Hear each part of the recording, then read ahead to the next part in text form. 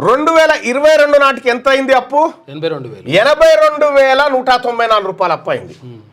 2023 నాటికి ఎంత అయింది?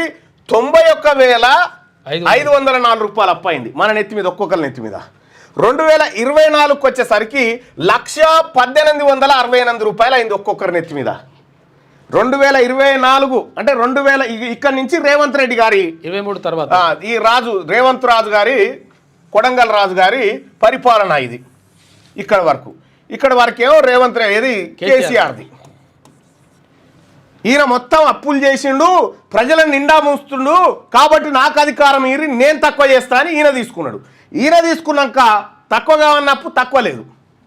2024లో ఈయన 2023లో ఈయన కప్ప చెప్తే 24 కల్లా 1,1868 రూపాయలు చేసిండు అప్పు. మళ్ళీ 2025 నాటికి వచ్చేసరికి ఈ ఏడాది ఎంత అయింది మన అప్పు అంటే 1,12,908 రూపాయలు. ఈ అప్పు మన మీద పెట్టినటువంటి పప్పు. ఇప్పుడు ఎవడు కట్టాలి? ఇది సొమ్ము ఎవడు కడతాడు? రేవంత్ రెడ్డి గారు కడతాడు అనుకుంటున్నావా? కట్టడు. కేసీఆర్ కడతాడా? కట్టడు. వీళ్ళు ప్రాజెక్టుల పేరు మీద అప్పులు చేసి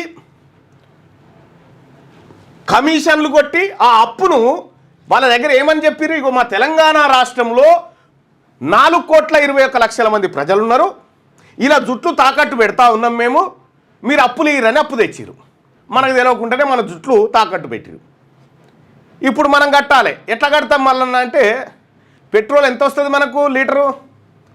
వాస్తవానికి పెట్రోల్ 50 రూపాయలకు లీటర్ రావాలి మనకు, కానీ దాన్ని 100 రూపాయలు 110 రూపాయలకు అమ్ముతారు కదా.